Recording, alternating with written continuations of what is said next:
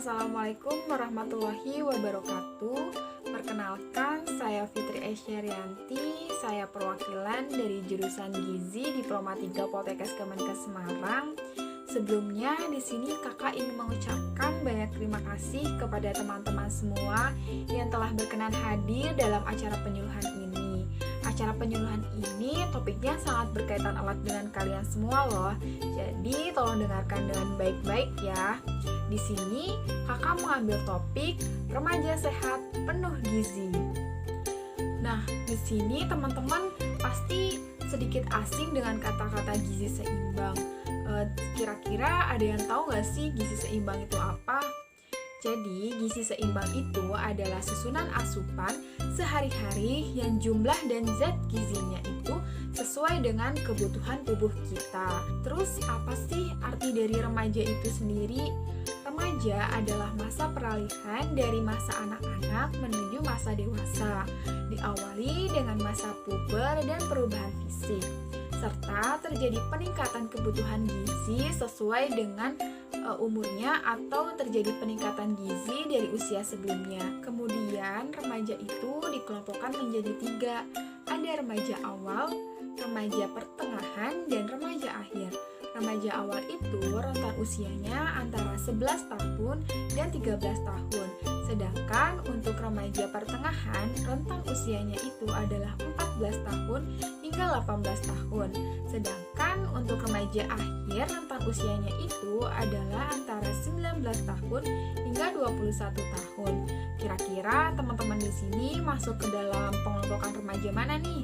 Remaja awal, akhir, atau pertengahan? Selanjutnya, kita akan membahas masalah gizi apa saja sih yang menyerang pada remaja. Di Indonesia, masalah gizi itu terdapat 3, khususnya pada remaja ya. Yang pertama adalah anemia, obesitas, dan kekurangan energi kronik atau biasa disebut dengan KEK. Yang pertama, obesitas. Obesitas itu merupakan penyakit kronis dan multifaktorial dan juga disebut dengan penyakit inflamasi kronik yang ditandai dengan peningkatan total lemak tubuh. Seperti yang ada di gambar ini, dapat kita ketahui atau kita sebut juga obesitas itu kegemukan, gendut, atau biasanya ciri fisiknya itu adalah perut buncit, lemak yang banyak. Obesitas ini dapat meningkatkan risiko penyakit tidak menular loh, seperti contohnya adalah hipertensi, diabetes mellitus, kanker, osteoporosis, penurunan produktivitas, dan lain-lain. Apa sih kira-kira penyebab dari obesitas itu sendiri? Penyebab dari obesitas itu banyak, diantaranya adalah genetik dan faktor keturunan, kemudian ada faktor sosial ekonomi, karena contohnya akses makanan sehat yang terbatas, kurang tidur, kemampuan dalam metabolisme tubuh, dan yang paling penting nih di kehidupan kalian khususnya remaja adalah gaya hidup yang tidak sehat, sering mengonsumsi junk food dan fast food. Yang kedua adalah anemia. Menurut WHO tahun 2017, anemia adalah suatu kondisi di mana jumlah sel darah merah tidak mencukupi untuk memenuhi kebutuhan fisiologis tubuh atau nilai hemoglobin kalian itu berada di bawah batas normal. Nah, anemia itu sangat berdampak buruk bagi kesehatan untuk remaja loh. Salah satunya adalah terjadi penurunan imunitas, konsentrasi belajar, kebugaran remaja, dan produktivitas. Kira-kira apa aja sih penyebab dari anemia itu sendiri? Di antaranya adalah terlalu banyak minum susu, teh, dan kopi, kemudian kekurangan makanan yang mengandung zat besi atau Fe, dan yang ketiga adalah kekurangan vitamin B12. Kira-kira apa aja sih gejala dari anemia itu sendiri? Gejala dari anemia itu disebut dengan 4L. 4L itu apa aja sih? Lemas, letih, lesu, dan lelah.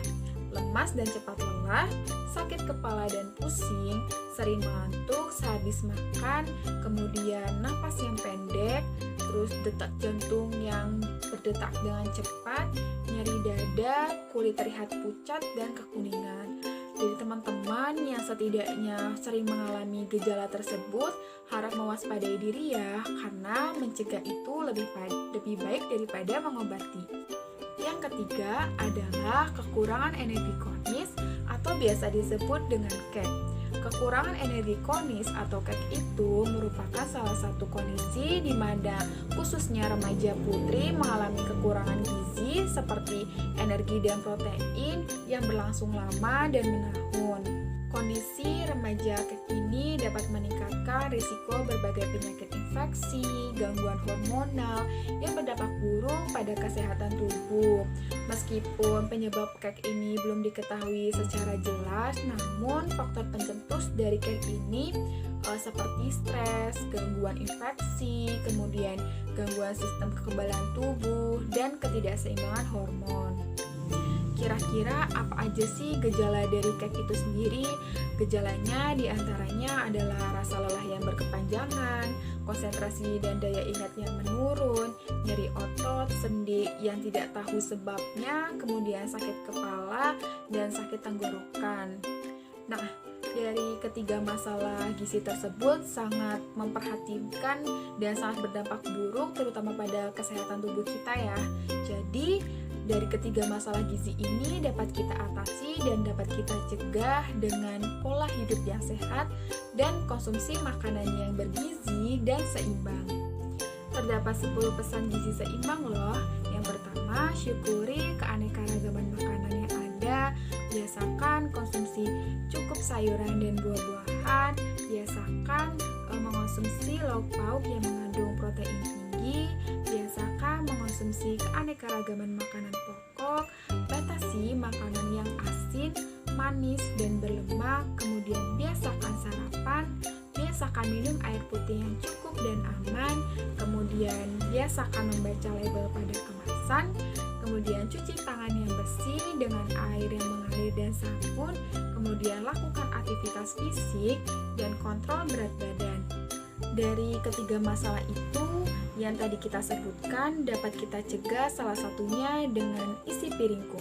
Isi piringku merupakan salah satu acuan dan pedoman kita dalam sekali makan. Isi piringku merupakan salah satu program yang dibuat oleh Kementerian Kesehatan Republik Indonesia dalam gerakan masyarakat.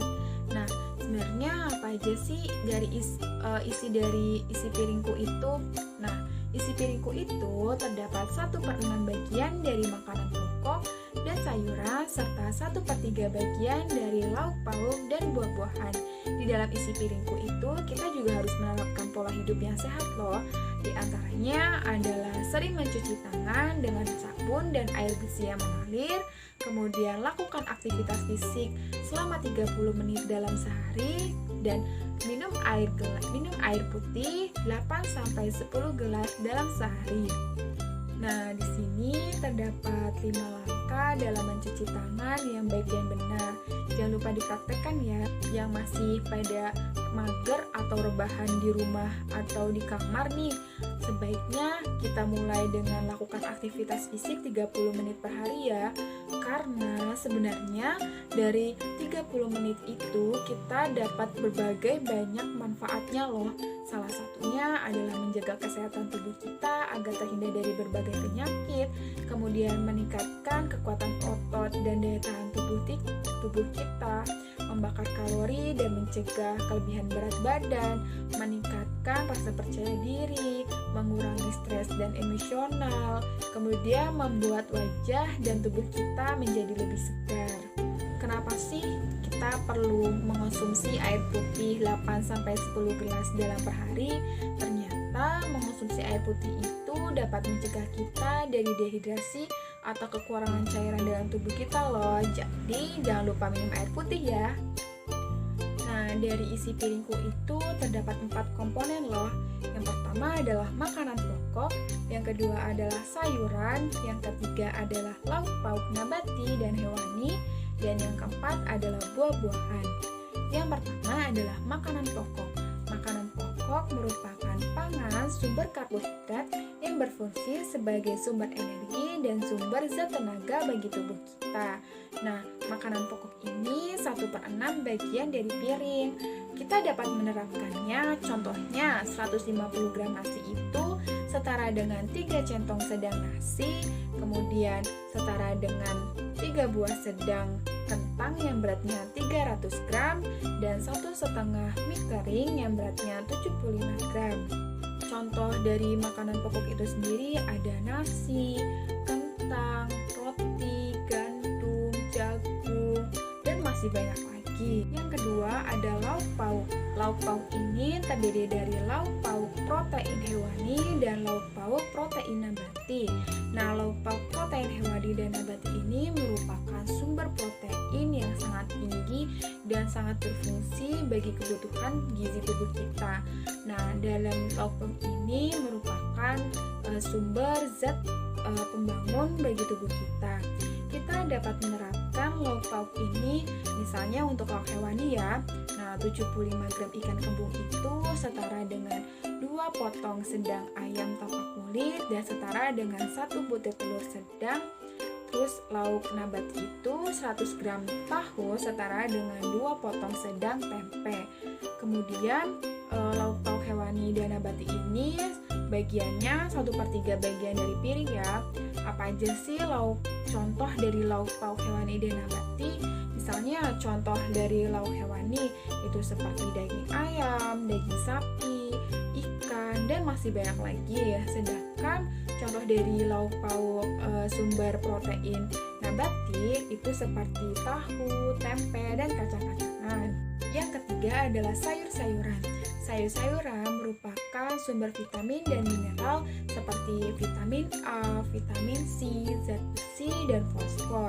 Selain merupakan sumber vitamin dan mineral, sayur-sayuran juga berperan penting sebagai antioksidan bagi tubuh kita loh.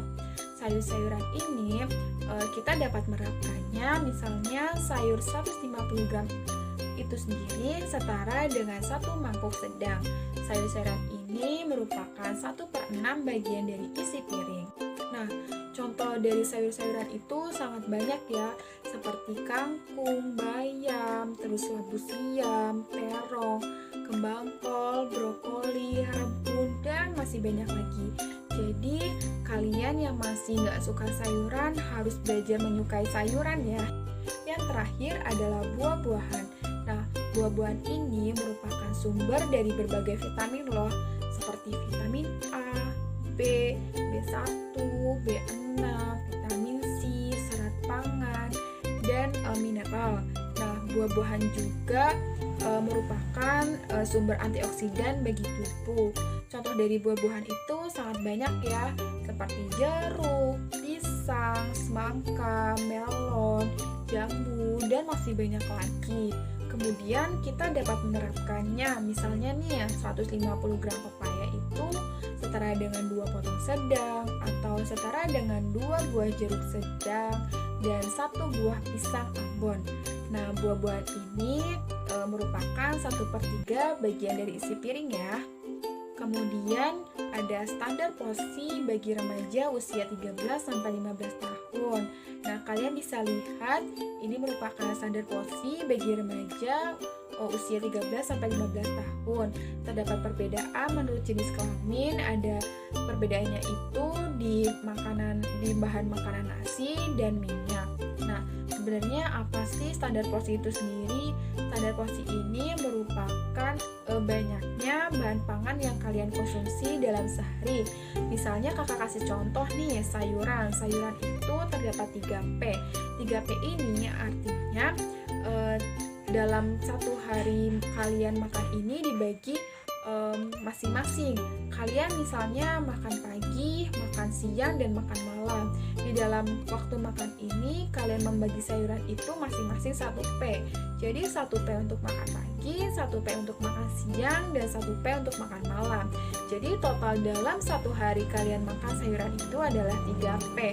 Nah, dari porsi sayuran itu masing-masing 1P-nya itu 100 gram. Gitu teman-teman. Nah, di sini terdapat salah satu contoh gambar dari standar porsi saat dalam kalian satu kali makan.